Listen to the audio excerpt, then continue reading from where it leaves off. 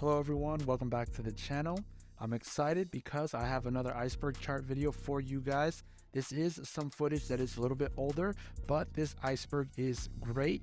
So without further ado, let's get into it. This is the longest English words iceberg.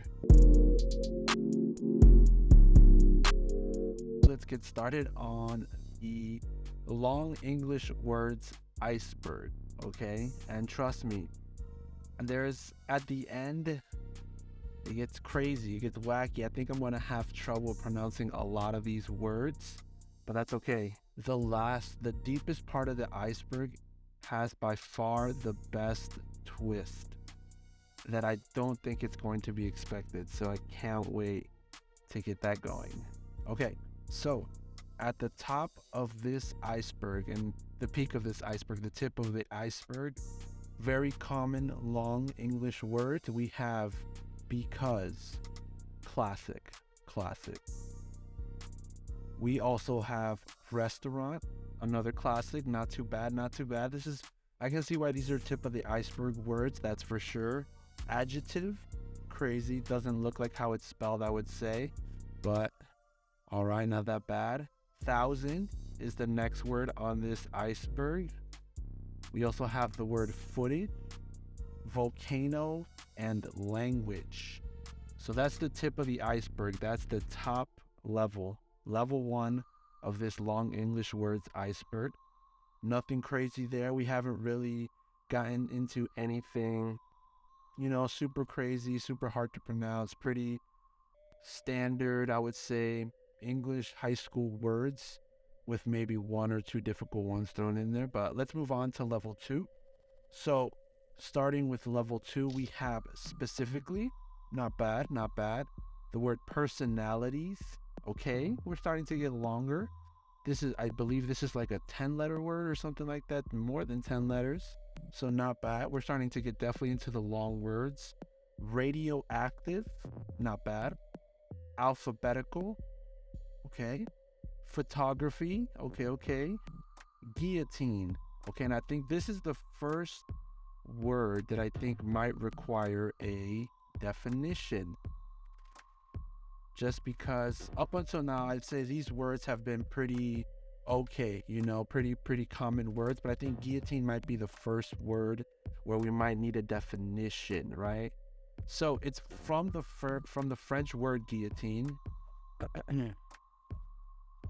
So the definition is a machine used for the application of capital punishment. Okay, interesting.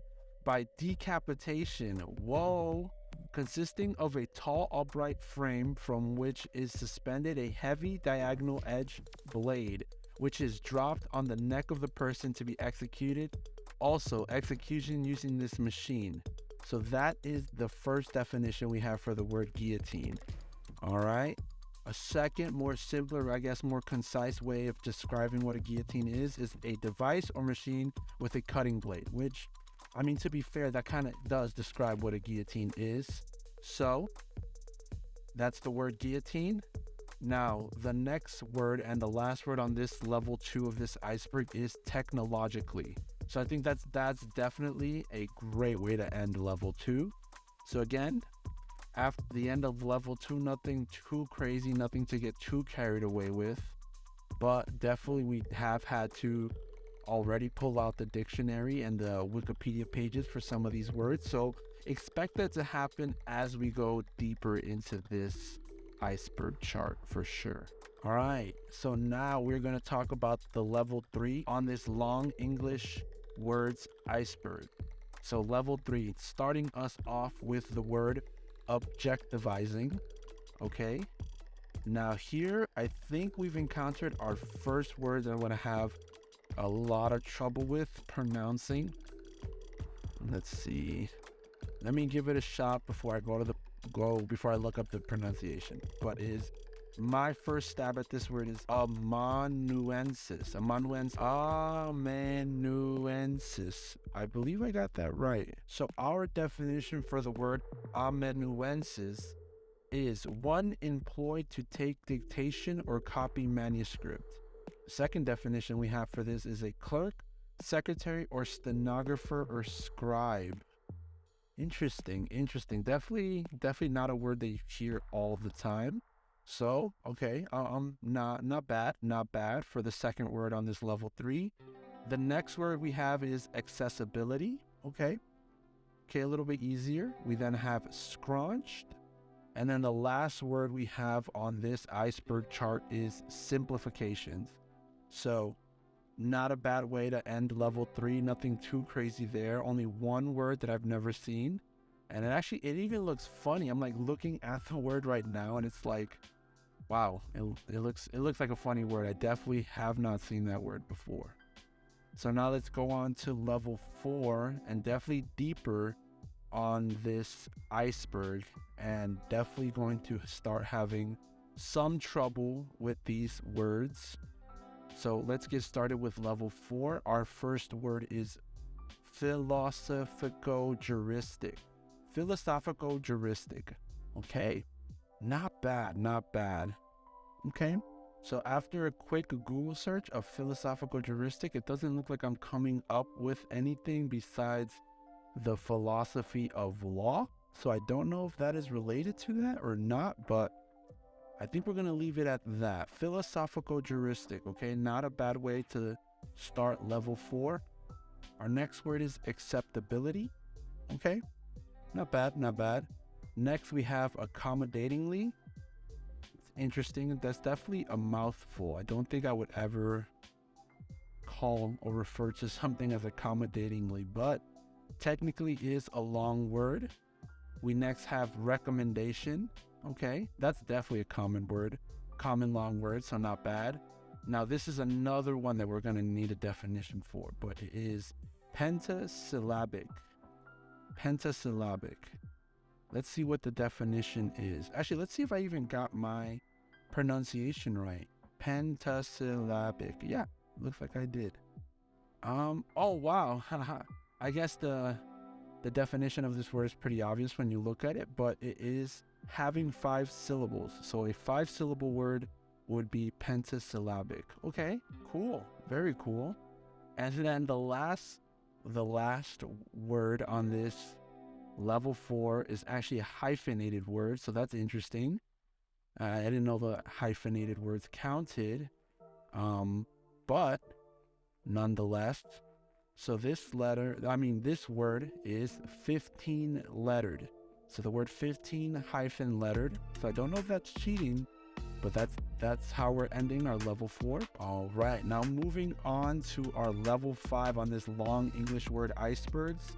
Now, as we go deeper and deeper into the icebergs, there are less words, which makes sense because the words are getting longer. So it would make sense that there would be less words with every level that we dive in. So our next word is incomprehensibilities. Wow, it's a long one. Incomprehensibilities. Let's see, what do we have for a definition on that word?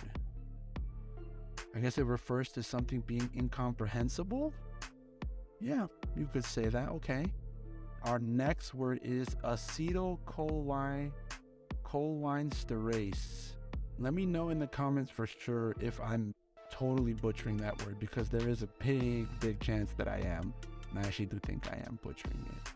But our definition is, in biochemistry, it is an enzyme that catalyzes the hydrolysis of the neurotransmitter acetylcholine into choline and acetic acid. Okay, so I totally just read that, but I don't know what any of that means.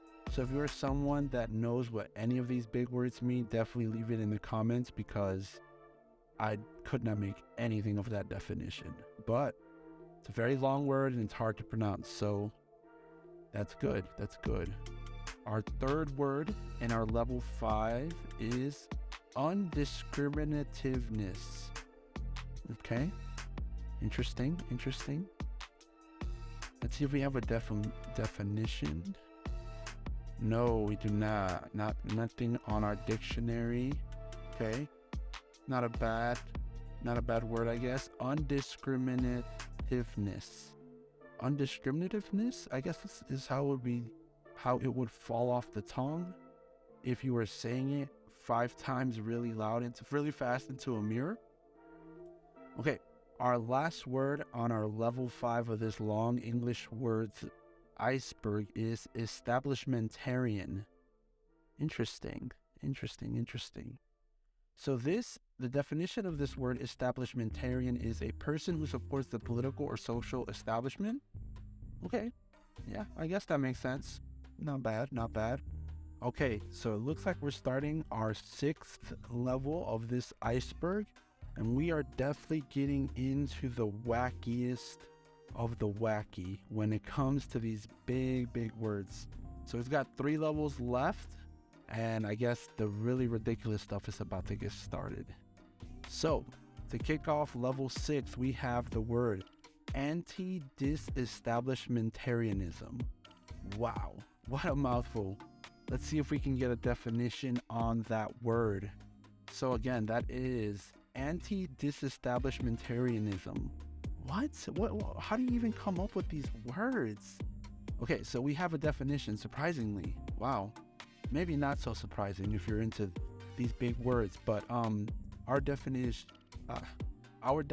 is a political philosophy opposed to the separation of a religious group being a church and a government being a state, especially the belief held by those in 19th century England opposed to separating the Anglican Church from the civil government, or to refer to separation of church and state. I guess then that would make someone who is against the separation of church and state an anti-disestablishmentarian. Who knew there was a word for that kind of person?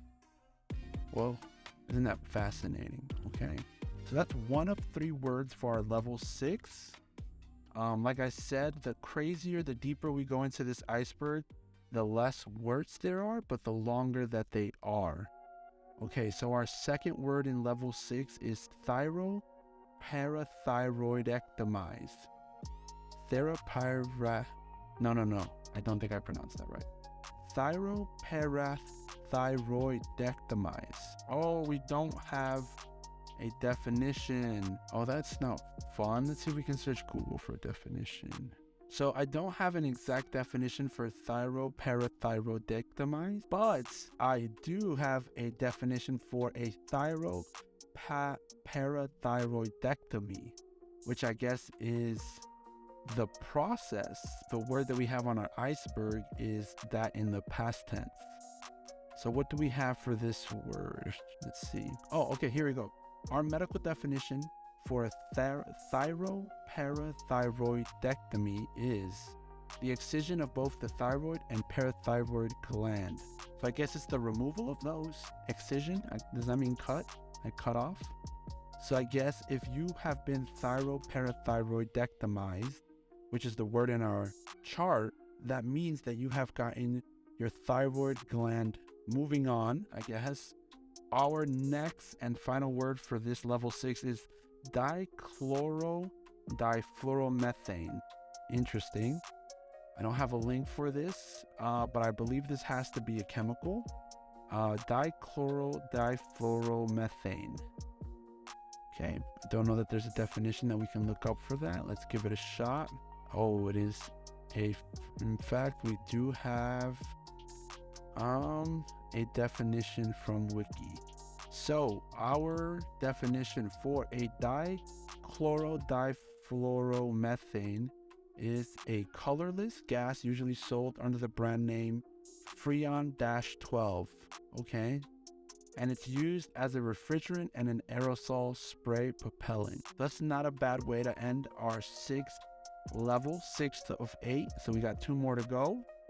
All right, now we're getting into the borderline obnoxious, because as I see here, the seventh level of this long English words iceberg actually has the same word on here twice. So we only have 2 words, but they are ridiculous. So let's get started with the first one. The first word on our level 7 of this iceberg is honorificabilitude. Whoa. Let's give that another shot. Honorificabilitudinitatibus. Oh my God, it's actually a word. Pronunciation. Someone please help me, because I'm not going to be able to. But we have a definition here. Surprisingly, it is the ablative pearl of the medieval Latin word. Oh, of course. So I guess if that counts as a definition, that is our definition for this word. Our second word is fla. Our second and final word on this level 7. Sorry, I got confused with that last word. I lost my place. Our last word on this level 7 is flochinausinihilipilification. Okay, so there's 2 C's, and I don't know if this, okay, so it's Latin. It comes from Latin, which means a wisp, a trifle, nothing, and a hair, and ification. Okay, let's see if we can pronounce it. Let's see. Let's try to get a pronunciation of this word in. Floccination. Is it flock or floss? Flock. Okay, the double C means flock. Floccinausinihilipilification. Whoa, I think I just found a way to get the pronunciation. Let's see if we can Floccinausinihilipilification. Okay, floccinihilipilification. Alrighty, so you've made it. We have made it to the final level of this iceberg. Yes, we have. And I want to take a moment here to thank you, whoever's watching, for making it this far, because honestly, it means the world. I'm really thankful for whoever has stuck it this far. I appreciate that. Please come around for more videos. But without further ado, let's finish off this iceberg, okay? Because I think we have arguably the best words and the best ending to this long English words iceberg, okay? So level 8 and the final level to this iceberg has 2 words, or actually one word that, of course, I mean, you would not make a long English words iceberg without including this word. So I'm going to start off with that one.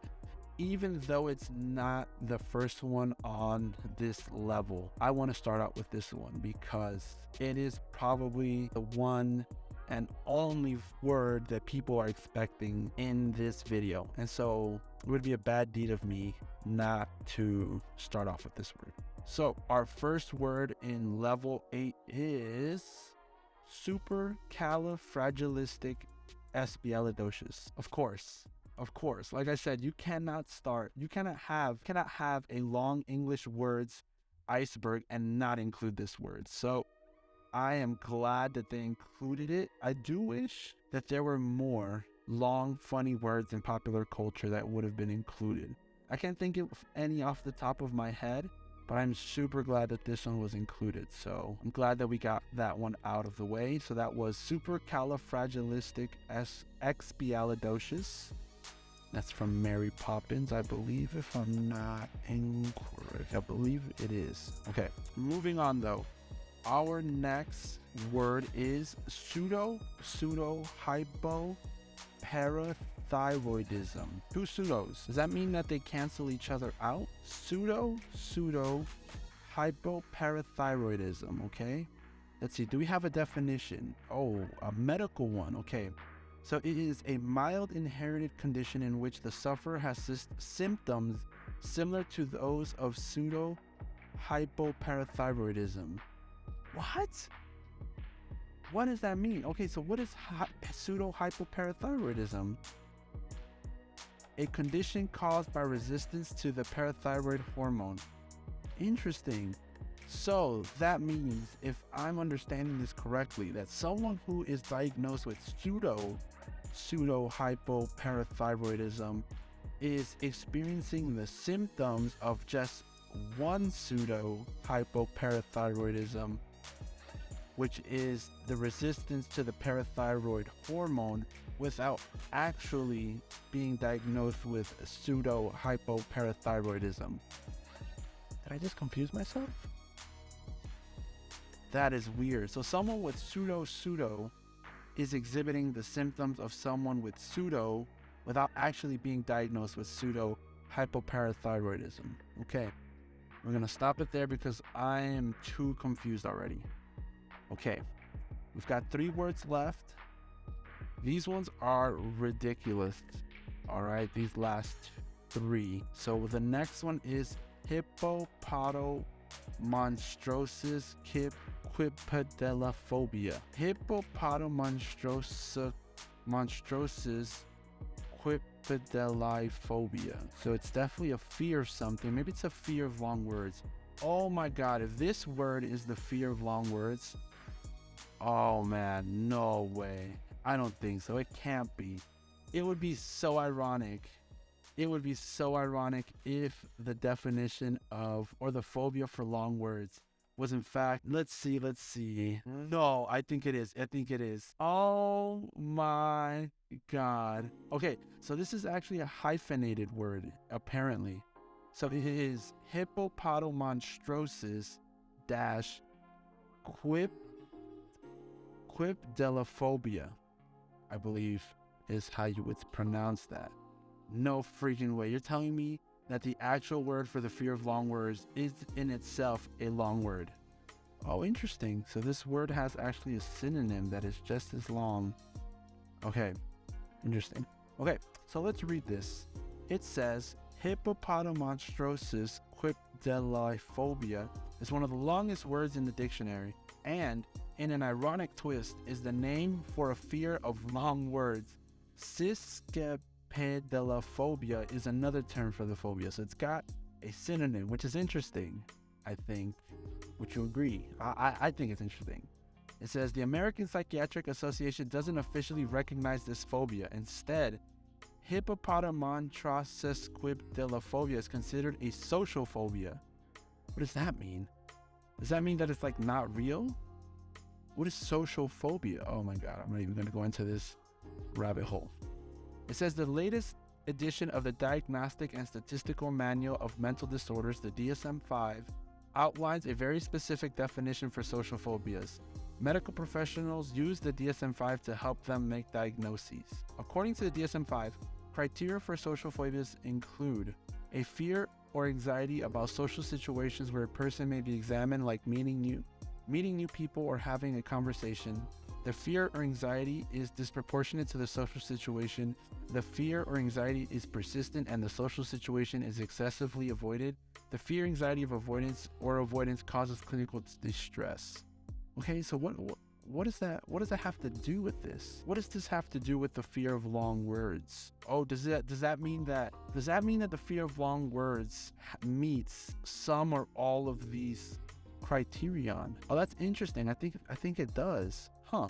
Interesting. Okay. So, in an ironic twist, the actual word for the fear of long words is a long word. Hippopotomonstrosis quipedalophobia is the fear of long words. Give it up. Give it up for etymologists, because they're just great at what they do. Okay, our second to last word is pneumoultramicroscopic silicovolcanoconiosis. Pneumano, okay, I think it's pneumano ultramicroscopic silicovolcanoconiosis. What does that even mean? Let's see. Let's look up this definition. It is actually in the dictionary.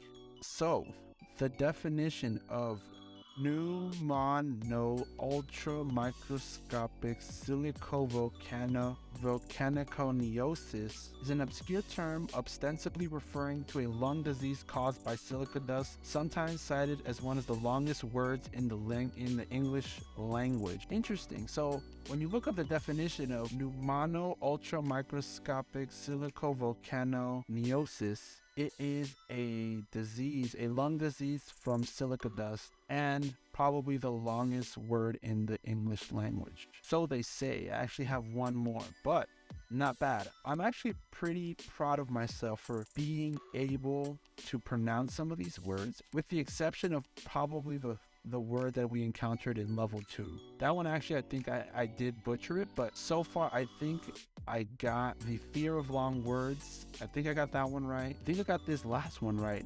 Pneumano ultra microscopic silicovolcanoconiosis. Interesting. Okay. Got it. I think I got it. So I'm a little bit proud of myself there, but not bad. So far, I've been super satisfied with all of these words, but we did leave the best word for last. Okay. So the longest word and the final submission in this iceberg is, I believe it's Titan or Titan, Titin. That is the longest word. All right. Yes, Titan, Titin. But there's a very important caveat that we got to talk about, and that's going to require us going to the internet and reading through an article titled Longest Word has 189,819 letters, takes 3 hours to pronounce. 3 hours, right? 3 hours. From what I can gather from just perusing this. Okay, so this is going to take a while to scroll through. Okay, interesting. Okay, so what I can gather from taking a look at this article is that Titin or Titin is the chemical name for a chemical that starts with, it says a man has been reported spending more than 3 hours to pronounce what is supposedly the longest word in the English language. We're not going to even go there. If you want to, I'm going to link this article, obviously, but it says, I'm just going to go meth because that's the first 4 words of this, but meth, ... is the chemical name of titin, also known as connectin, the largest known protein. It has 189,819 letters. However, in the past, it has been disputed whether or not it is a real word. Proteins are named after the chemicals involved in making them. Interesting. So I guess you could make the argument that if proteins are named after the chemicals involved in making them, and this protein is very long and it has all of these chemicals that make it up, then you could make the argument that that in fact is the longest word. So this says the longest word in the Oxford English Dictionary is, oh, it's actually the word that we were just talking about. Pneumano ultramicroscopic silicovolcanosiniosis at 45 letters long. Califragilistic made famous by Mary Poppins, is 34 letters long. Below is the full 189,819 letter word for titin or connectin. So there you have it, guys. Thank you so much for sticking through to the end. There we have the longest English word, iceberg. So, and it actually ended with a remarkable twist. And we hopefully you learned something as I did. Who knew that we could even waste our time writing down 189,000 words or letters to make this word? So it's interesting. I'm assuming that for this to be even disputed, someone must have taken the time down to write this word down. So kudos to that person, because that could not be me. So thank you so much for getting to the end of this video. If you like this kind of content, don't forget to like and subscribe.